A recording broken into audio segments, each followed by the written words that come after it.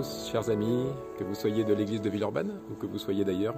Soyez les bienvenus pendant ce temps de culte avec nous, avec l'église évangélique de Réveil de Villeurbanne.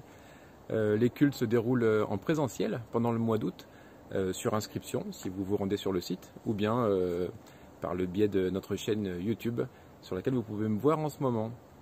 Voilà, j'espère que tout le monde va bien, que tout le monde est bien installé et que vous êtes prêts à passer un temps béni dans la présence de notre Seigneur.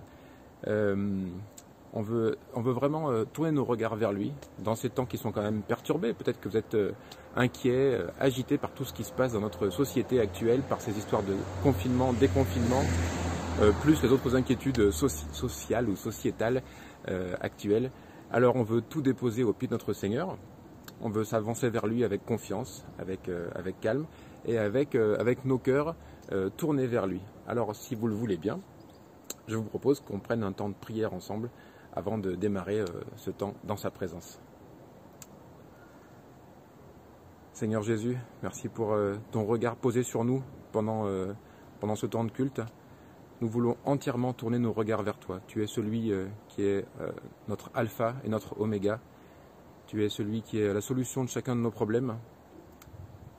Nous nous attendons à toi, Seigneur, et nous posons devant toi toutes nos attentes, tous nos besoins, en sachant que tu es la solution à chacun. Je te demande de bénir à travers l'écran tous ceux qui sont dans la salle, présents actuellement, tous ceux qui sont aussi en ligne, à Lyon, à Villeurbanne ou ailleurs. Que ta bénédiction s'étende sur chacun de nous, Seigneur, que nous soyons unis par ton esprit.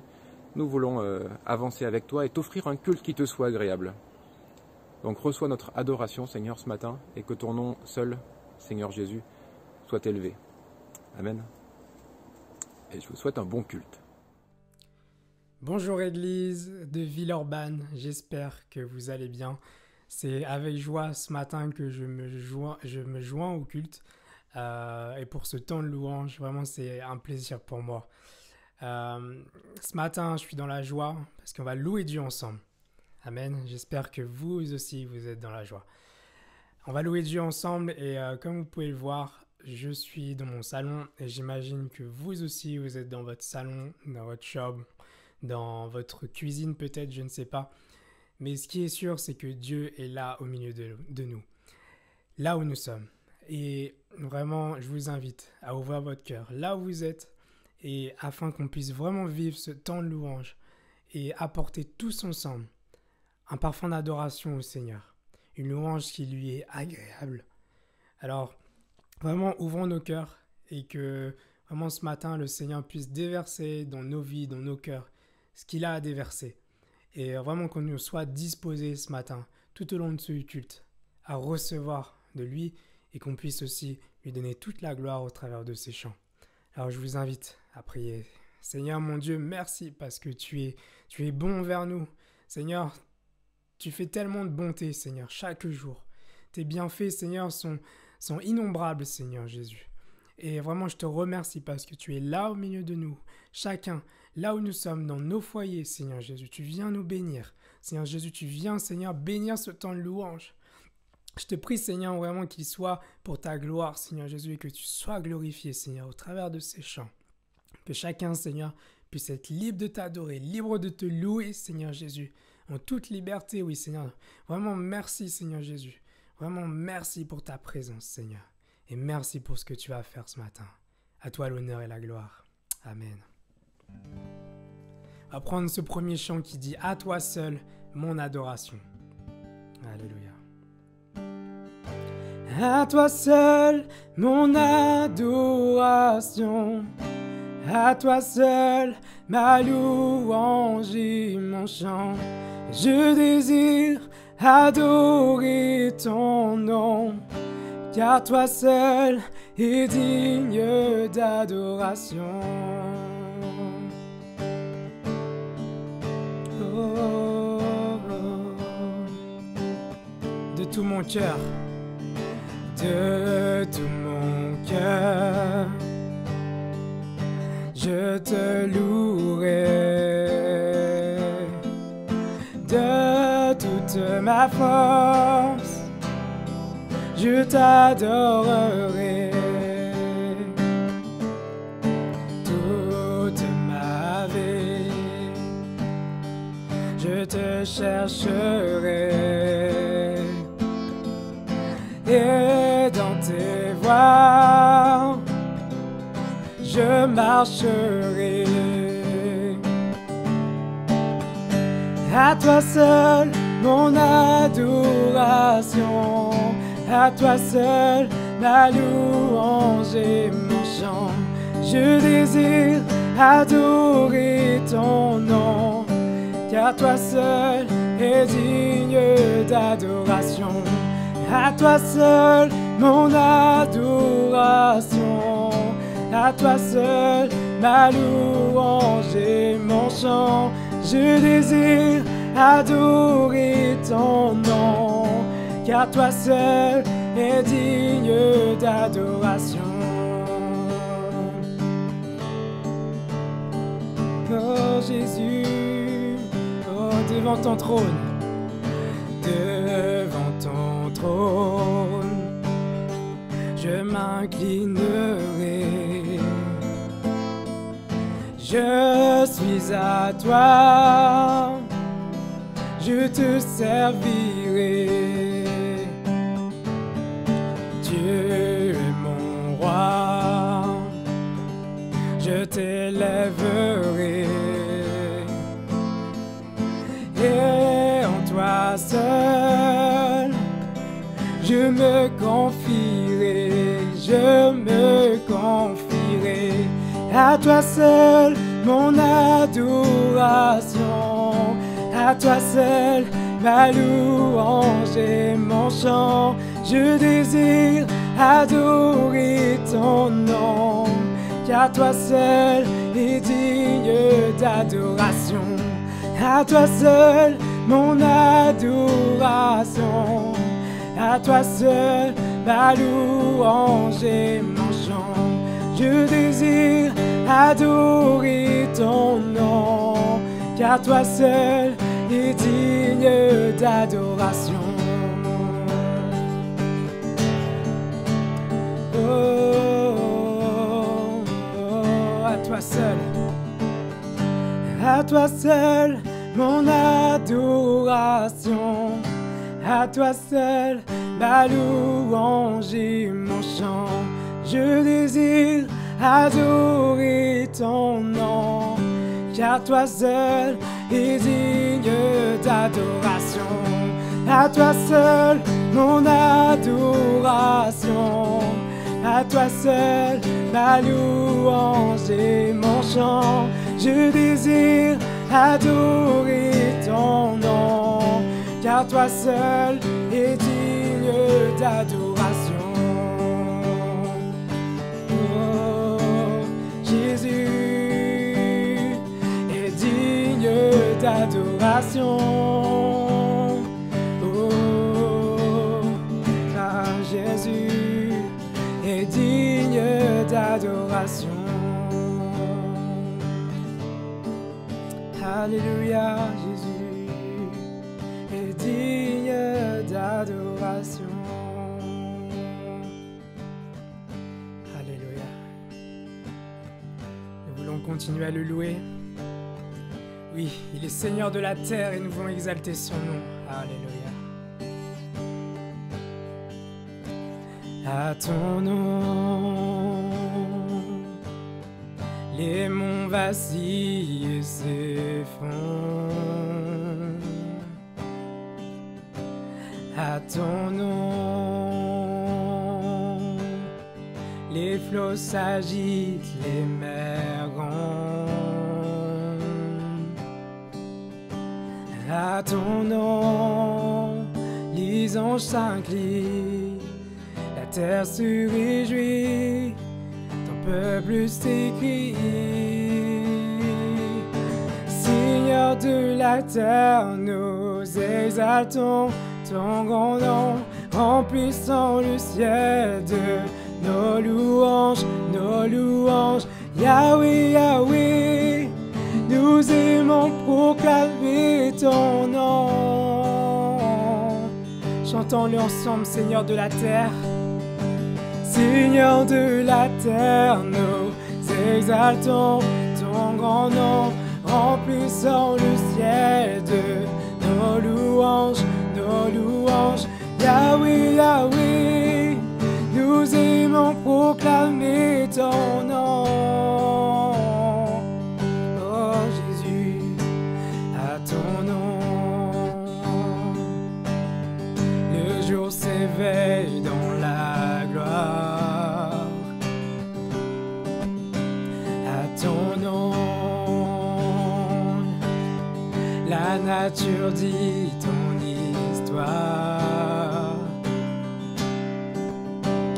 À ton nom, les anges s'inclinent, la terre se réjouit, ton peuple s'écrie. Seigneur de la terre, nous exaltons ton grand nom, remplissant le ciel de nos louanges, nos louanges. Yahweh, Yahweh, nous aimons proclamer ton nom. Seigneur de la terre, Seigneur de la terre, nous exaltons ton grand nom, remplissant le ciel de nos louanges, nos louanges. Yahweh, Yahweh, nous aimons proclamer ton nom. Notre Dieu est sans égal, nous te louons, louons. Dieu est sans égal, nous chantons, nous chantons. Notre Dieu est sans égal, nous te louons, louons. Jésus, notre Dieu, nous chantons. Notre Dieu est sans égal, nous te louons, louons. Oui, Dieu est sans égal, nous chantons, nous chantons. Notre Dieu est sans égal, nous te louons, louons. Jésus, notre Dieu, nous chantons. Oh, Seigneur de la terre, nous exaltons ton grand nom, remplissant le ciel de nos louanges, nos louanges. Yahweh, Yahweh, nous aimons proclamer ton nom. Notre Dieu est sans égal, notre Dieu est sans égal, nous te louons, louons. Oui, Dieu est sans égal, nous chantons, nous chantons. Notre Dieu est sans égal, nous te louons, louons. Jésus, notre Dieu, nous chantons. Oh Jésus, Seigneur de la terre, Seigneur de la terre, nous exaltons ton grand nom, remplissant le ciel de nos louanges, nos louanges. Yahweh, Yahweh, nous aimons proclamer ton nom. Seigneur de la terre, Seigneur de la terre, nous exaltons ton grand nom, remplissant le ciel de nos louanges, nos louanges. Yahweh, Yahweh, nous aimons proclamer ton nom. Alléluia. Alléluia. Alléluia. Restons dans cet esprit d'adoration. Le Seigneur est au milieu de nous. Oui, il est fidèle. Et ses promesses demeurent à jamais. Alléluia. Oh Jésus.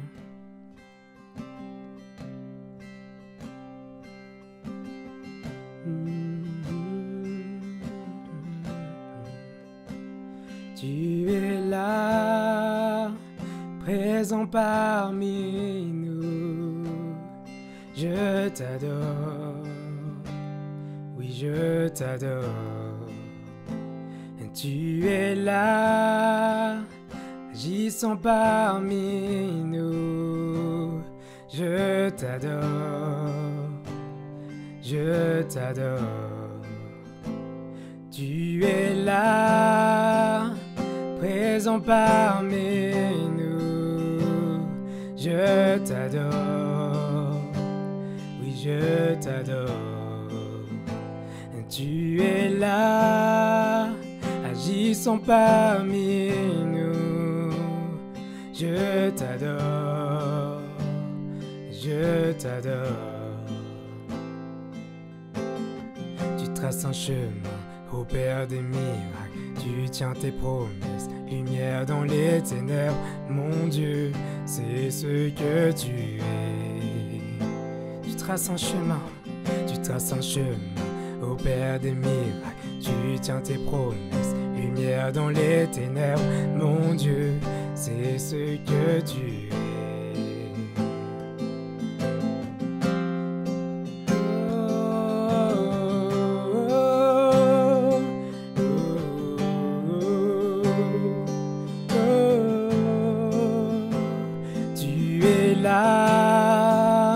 Transformons nos cœurs. Je t'adore, je t'adore. Tu es là, guérissons-nous nos cœurs. Je t'adore, je t'adore. Tu es là, transformons nos vies.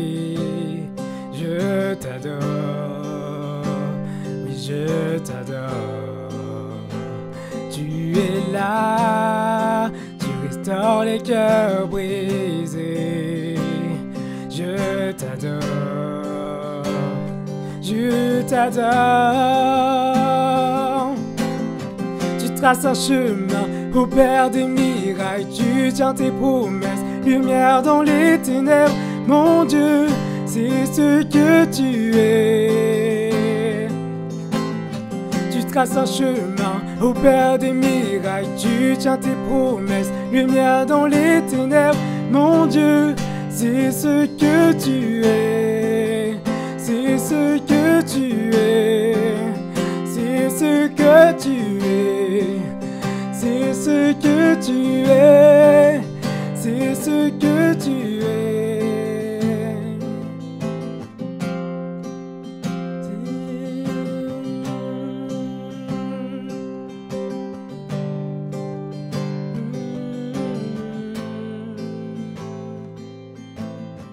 Et quand je ne le vois pas, tu es là. Et quand je ne le sens pas, tu es là. Tu agiras encore. Tu agiras encore. Et quand je ne le vois pas, tu es là. Et quand je ne le sens pas, tu es là. Tu agiras encore. Tu agiras encore. Et quand je ne le vois pas, tu es là. Et quand je ne le sens pas, tu es là. Tu agiras encore. Tu agiras encore. Et quand je ne le vois pas, tu es là. Et quand je ne le sens pas, tu es là. Tu agiras encore. Tu agiras encore.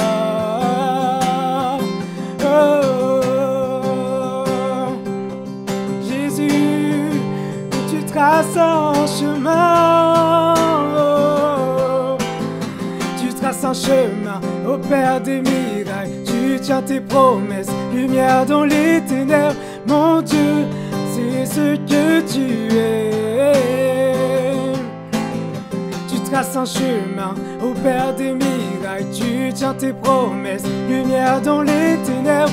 Mon Dieu, c'est ce que tu es. C'est ce que tu es. C'est ce que tu es.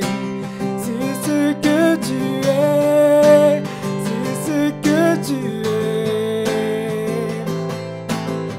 Et quand je ne le vois pas, tu es là.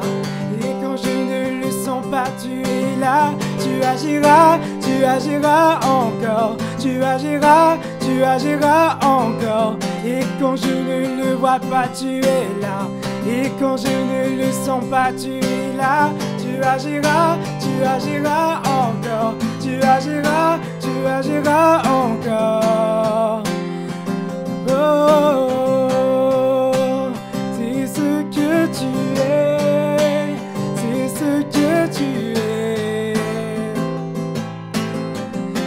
un chemin, au Père des miracles. Tu tiens tes promesses, lumière dans les ténèbres. Mon Dieu, c'est ce que tu es. C'est ce que tu es.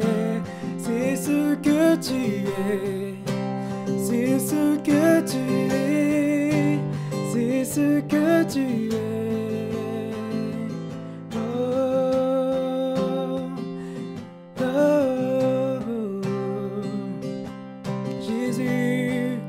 Tu es fidèle envers tes enfants, tu ne cesses pas d'agir, tu ne faillis jamais. Oh Jésus, tu es merveilleux. Oh, alléluia, merci pour ta présence. Merci Jésus pour ton amour vers nous. Alléluia. Oh.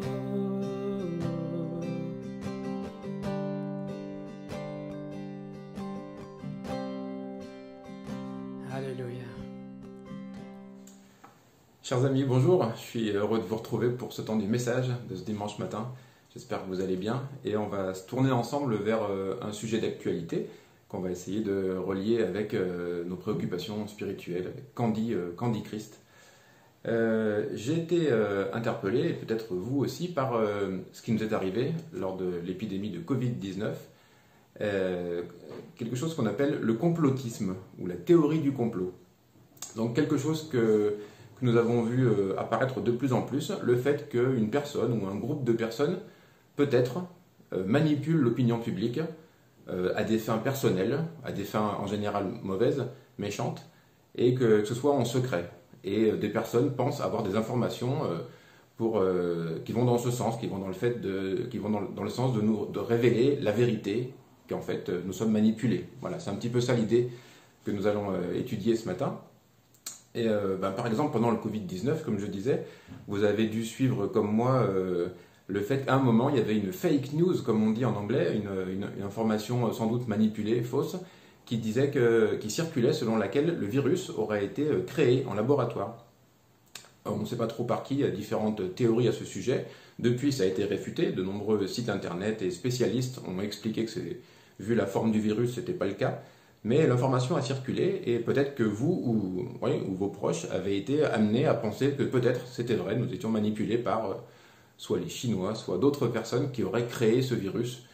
Et depuis, il semble que ce soit faux parce qu'on parle qu'en termes de probabilité. Mais ce qui m'intéresse, c'est est-ce que ces choses-là, est-ce que nous sommes bien prémunis contre des fausses théories qui pourraient venir sur nous? Alors je me suis documenté un petit peu et je vous propose de regarder à travers cette image qui nous parle du passé d'autres complots qui ont existé. Une première image concerne ce qu'on appelle le complot judéo-maçonnique, c'est-à-dire qui mettrait en cause les juifs et les francs-maçons. Apparemment, ce complot serait apparu dès après la Révolution française, et certains ont pensé que c'était eux les responsables de la Révolution et d'un grand nombre d'autres événements dans le monde, comme si les juifs et les francs-maçons étaient liés et ensemble essayaient de contrôler le monde pour l'argent, pour le pouvoir. Et voilà, donc c'est une histoire de complot qui a duré jusqu'à Hitler, qui a utilisé ce genre d'image pour sa propagande antisémite contre les juifs. Et aujourd'hui encore, vous le savez, régulièrement, on a affaire à des profanations de cimetières juifs et d'autres choses horribles, et qui font du peuple juif un bouc émissaire depuis des millénaires, en fait, déjà. Un autre exemple, est-ce que vous avez vu, ou peut-être que vous êtes vous-même dans cette idée de complot au sujet de la Lune? Mes parents, je me souviens, ont assisté en direct au premier homme qui marchait sur la Lune, Neil Armstrong. Et aujourd'hui, un nombre non négligeable, d'après le Figaro, un journal qui est en tout cas sérieux, de 2018, il semble que 16 personnes, environ, 16% des Français croient actuellement que l'homme n'a pas marché sur la Lune. Alors j'espère que ce n'est pas votre cas. Et si c'est votre cas, je vous donnerai une adresse de site internet avec des éléments qui semblent probants quand même, parce qu'on en est au point où les Américains qui ont marché sur la Lune doivent se justifier d'y être allés. parce qu'on peut manipuler les images, parce qu'on peut manipuler les médias, et que certains pensent que c'était dans la course à l'armement, la course à la Lune, les Américains auraient fait un simulacre d'atterrissage, d'alunissage. Et voilà, on ne va pas rentrer dans le détail évidemment, je ne compte pas du tout choisir mon camp, mais ça me paraît quand même étonnant, et ça fleurit de nos jours. Je pense que cette idée augmente en ce moment, cette idée de complot augmente. La même chose avec les tours du World Trade Center que nous avons vu avec horreur tomber en direct à la télé. Un nombre non négligeable pense que les Américains sont la cause de cet effondrement et qu'ils auraient provoqué ça pour faire accuser les fondamentalistes qui l'ont revendiqué. Enfin, en tout cas, voilà, on voit de nombreux complots fleurir dans les médias, dans les actualités, et ça m'intrigue, ça m'inquiète un petit peu, et ça m'interroge en tant que chrétien. Est-ce que, dans ma foi chrétienne aussi, peut-être, je suis amené à croire des choses fausses, à partir dans une direction, pour certaines raisons, et dans lesquelles je vais me fourvoyer, et me rendre compte des années après, que je me suis trompé. Et quelles sont les raisons, Seigneur? Voilà, c'est ma question, et je voudrais qu'on réfléchisse ensemble à ça. Comment me prémunir contre de fausses informations qui circuleraient? Quelles sont les causes, selon les psychologues? Parce qu'en se documentant un petit peu, les psychologues ont leurs mots à dire. Et qu'est-ce qu'ils pensent de ça? Pourquoi est-ce qu'on se tourne vers ce genre d'informations? Pourquoi est-ce qu'elles sont facilement crédibles? Et j'ai sélectionné 3 raisons principales qu'on va étudier et voir d'un point de vue plus biblique. Premier type de comportement, c'est à cause d'une erreur, à cause d'une ignorance, à cause d'un manque d'information que parfois on se retrouve à penser, à penser comme vrai des événements qui nous sont relatés. Un manque d'information, par exemple, dans l'histoire chrétienne, si on remonte à l'année 64 après Jésus-Christ, on est à Rome, il y a un immense incendie qui fait brûler toute la ville. À l'époque, l'empereur s'appelle Néron, et il va utiliser une fake news, il va répandre la rumeur selon laquelle c'est les chrétiens de l'époque qui auraient provoqué cet incendie, et il va s'autoriser ainsi à les persécuter. Et vous voyez sur l'image les terribles faits qui sont exposés là, où les chrétiens étaient persécutés et torturés, parce que Néron voulait s'en prendre à eux pour que son pouvoir ne soit pas ébranlé. Il lui fallait un bouc émissaire, il a choisi cela, et en s'appuyant sur l'ignorance ou sur le manque d'information des populations, il a pu répandre cette espèce de complot, théorie du complot. Et je veux retenir ça pour ne pas tomber dans la même erreur aujourd'hui. Voilà, je ne veux pas être manipulé comme les gens ont été manipulés à l'époque et permettre à un tyran de poursuivre ses buts horribles. Un autre comportement qui peut provoquer ça peut être ma peur, mon insécurité, qui peuvent me conduire à chercher un bouc émissaire. Parce que quand j'ai peur de la situation, et on a beaucoup de raisons d'avoir peur en ce moment, la société regorge d'événements inquiétants, on se retrouve avec des problèmes d'écologie, avec des problèmes de migration massive, avec des problèmes de grogne sociale massive également, et des problèmes politiques avec des dirigeants qui parfois sont très inquiétants et la peur de guerre ou de représailles. Donc bref, beaucoup de raisons d'être inquiet, d'avoir peur, et un comportement malheureusement très humain dans ce cas-là, c'est de chercher un bouc émissaire, de chercher un responsable unique de tous mes problèmes.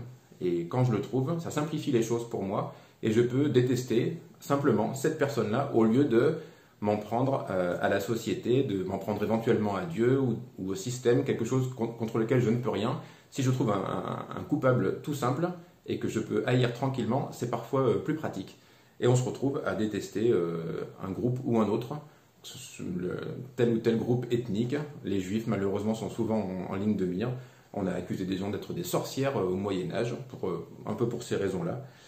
Et voilà, on échange une multitude de facteurs, parce qu'il y a souvent beaucoup de raisons pour lesquelles les problèmes surviennent, contre un facteur unique. On simplifie les choses et on accuse un petit groupe ou une personne carrément d'être le responsable, le bouc émissaire. Voilà, donc peut-être que mon insécurité ou ma peur fondamentale m'entraîne sur cette pente dangereuse. Et troisièmement, je voulais parler aussi d'un autre facteur qui peut intervenir, c'est mon orgueil.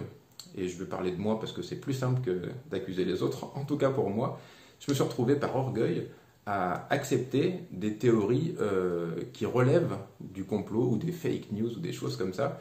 Et pour parler de moi en quelques secondes, quand j'avais une vingtaine d'années et que j'étais pas encore vraiment à Christ, j'ai accepté d'être ami avec une dame âgée qui mélangeait les religions, toutes les religions et la philosophie dans un mouvement qui se définit comme ésotérique, c'est-à-dire qui prétend posséder des vérités cachées sur le christianisme et d'autres religions.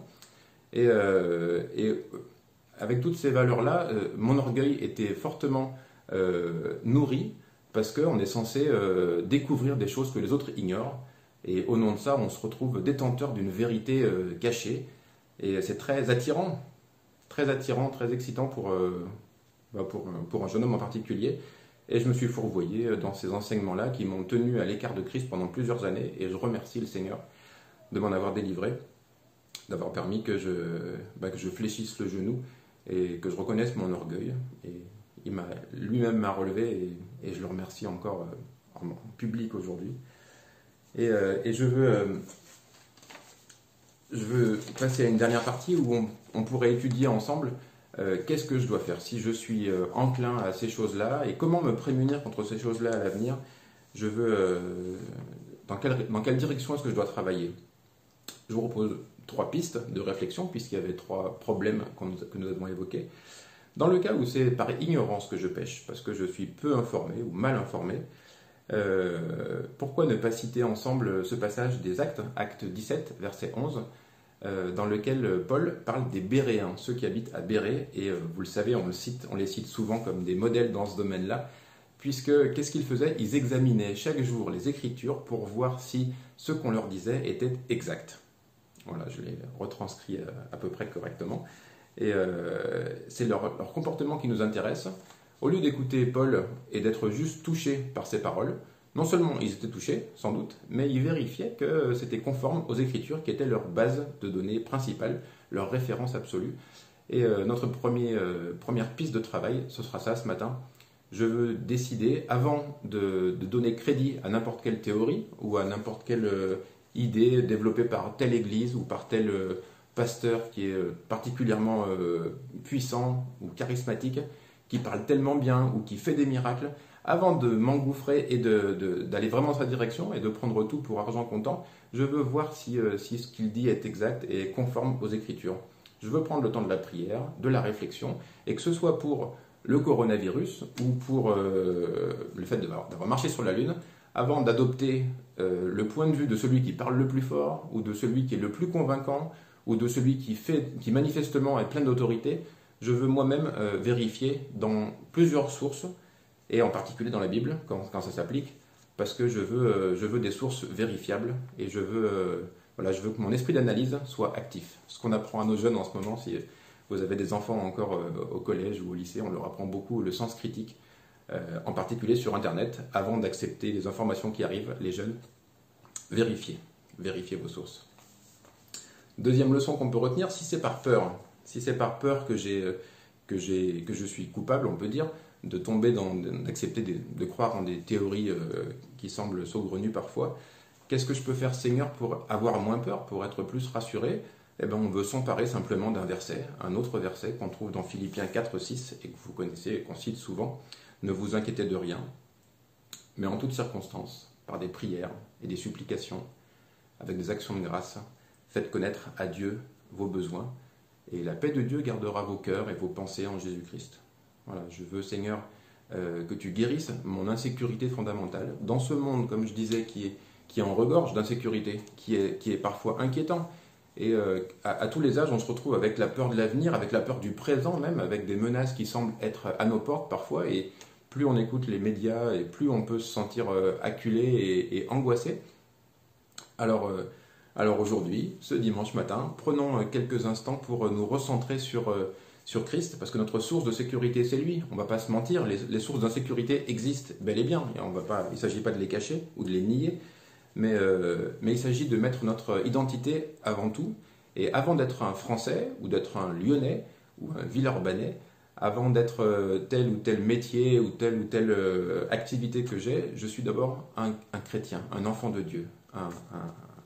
Je suis Jésus, je suis avec Jésus, c'est mon modèle et c'est mon identité. Et je veux me reposer là-dessus pour voir les choses avec plus de sérénité et avec plus de foi. Donc si j'ai peur, Seigneur, viens rétablir en moi la confiance dans l'avenir, la confiance dans cette société, mais surtout la confiance en toi. Voilà, ma relation avec toi va mettre les choses en perspective et je pourrai agir et analyser et me documenter correctement plutôt que de me réfugier, de chercher des boucs émissaires ou des théories qui me rassureraient. Je veux que toi tu me rassures, Seigneur. Et j'espère que c'est votre prière aussi ce matin. On avait évoqué tout à l'heure comme dernier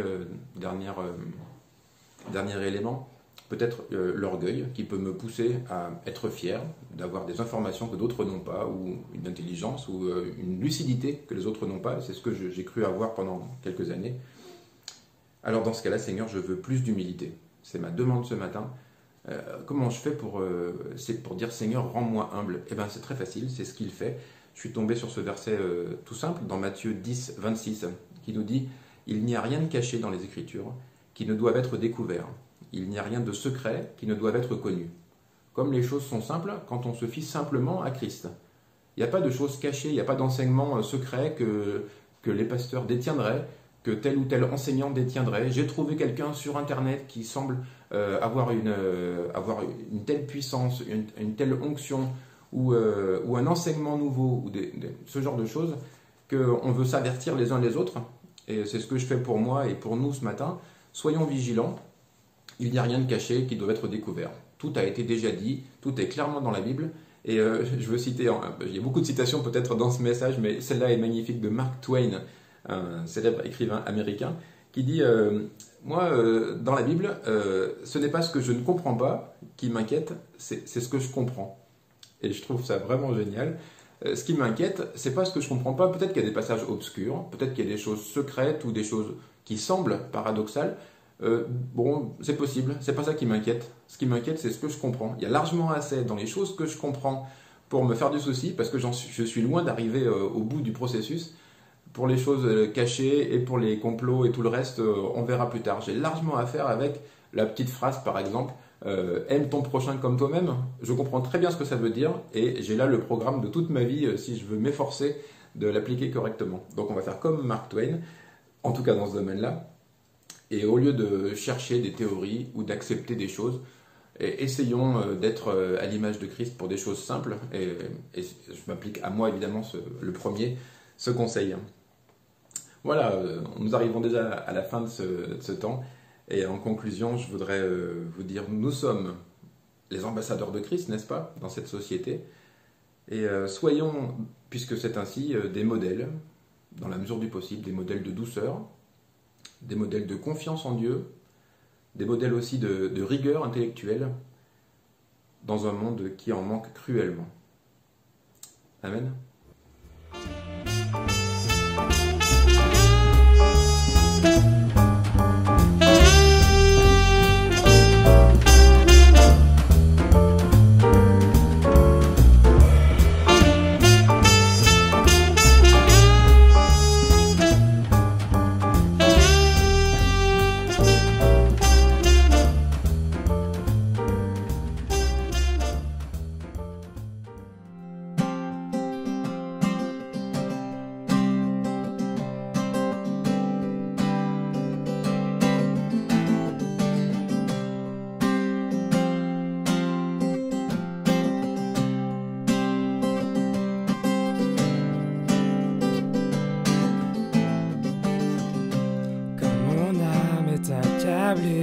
Dans la bataille, je dirais, ta grâce me suffit, ta grâce me suffit. Lorsque je suis éprouvé, je ne suis pas délaissé, car toi seul me suffit, toi seul me suffit. En Dieu nous croyons, confiants en son nom, je sais que Dieu est inébranlable, Dieu est avec nous, au-dessus de sais que Dieu est inébranlable, Dieu est inébranlable.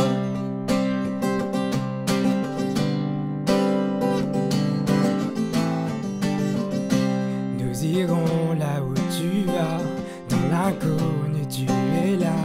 Tu marches devant nous, tu marches devant nous. Conduis mon cœur dans tes voies, car je veux vivre pour toi. Tes promesses sont certaines, tes promesses sont certaines. En Dieu nous croyons, confions en son nom. Je sais que Dieu est inébranlable, Dieu est avec nous, au-dessus de tout. Je sais que Dieu est inébranlable, en Dieu nous croyons, confions en son nom. Je sais que Dieu est inébranlable, Dieu est avec nous, au-dessus de tout. Je sais que Dieu est inébranlable, Dieu est inébranlable.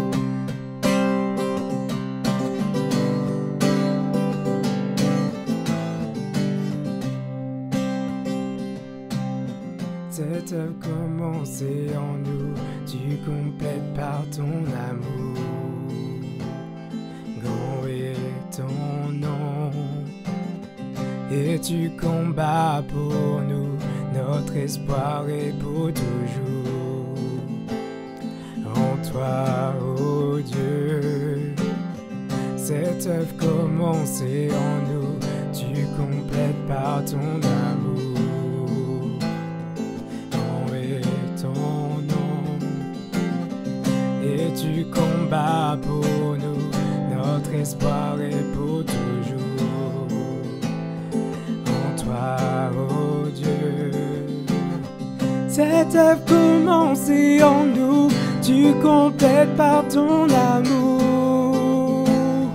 Grand est ton nom, et tu combats pour nous, notre espoir est pour toujours.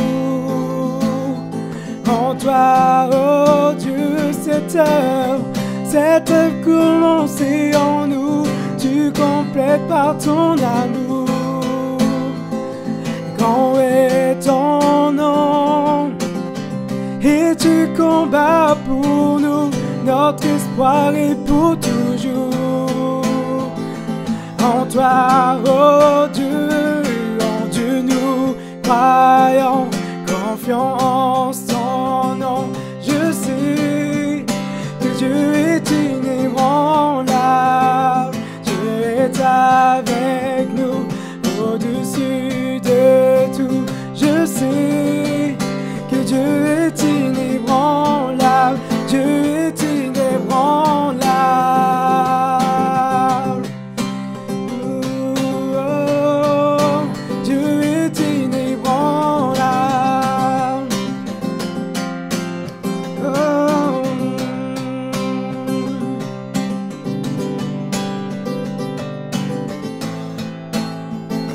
En Dieu nous croyons, confions en son nom.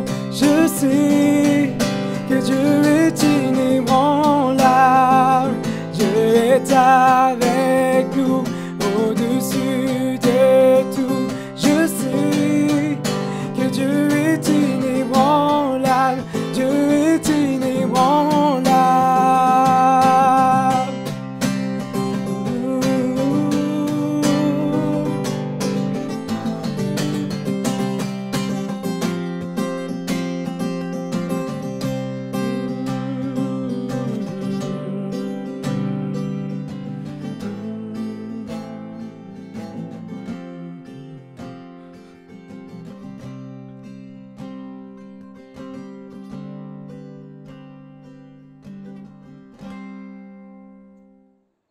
Et oui, chers amis, le temps de culte arrive déjà à son terme.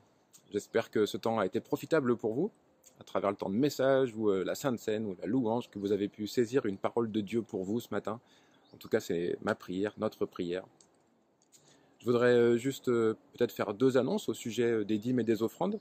Vous pouvez soit bien sûr les apporter dans la salle si vous êtes ici aujourd'hui, mais les donner en ligne, parce que le site internet a été bien formaté pour que ce soit facile à faire. Donc n'hésitez pas à vous y rendre pour apporter votre offrande de cette manière. Deuxièmement, vous assurer que l'équipe pastorale reste mobilisée autour de l'église et pour vous.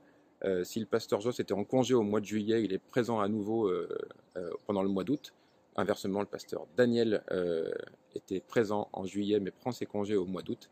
Quoi qu'il en soit, il y a toujours quelqu'un de présent pour vous écouter, pour prier avec vous et pour vous entourer.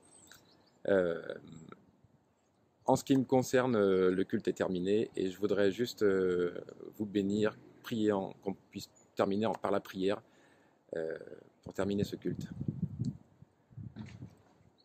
Merci Seigneur pour ce temps, que ta présence s'étende sur nous, bien sûr, au-delà de ce temps de culte, que tu fasses vivre ton Église de différentes manières, Seigneur. Tous les projets continuent, même s'ils sont en attente pendant ce mois d'août, on a tellement besoin de ta bénédiction. Pour l'Église des enfants et son besoin de moniteurs, je prie. Pour les différentes activités qui sont en train de préparer la rentrée, pour les circonstances qui seront peut-être difficiles à la rentrée, en tout cas différentes, nous avons besoin de toi. Je prie aussi pour chaque personne qui nous regarde en ce moment, que ce soit en direct ou à Lyon, à Villeurbanne ou ailleurs. Seigneur, que ta bénédiction s'étende sur toutes ces personnes. Nous voulons regarder à toi, regarder à ta parole, réclamer ta présence. Nous avons tellement besoin de toi, Seigneur. Nous implorons encore ta bénédiction et je prie au nom de Jésus-Christ. Amen. Amen. Soyez bénis. Bon dimanche. À très bientôt.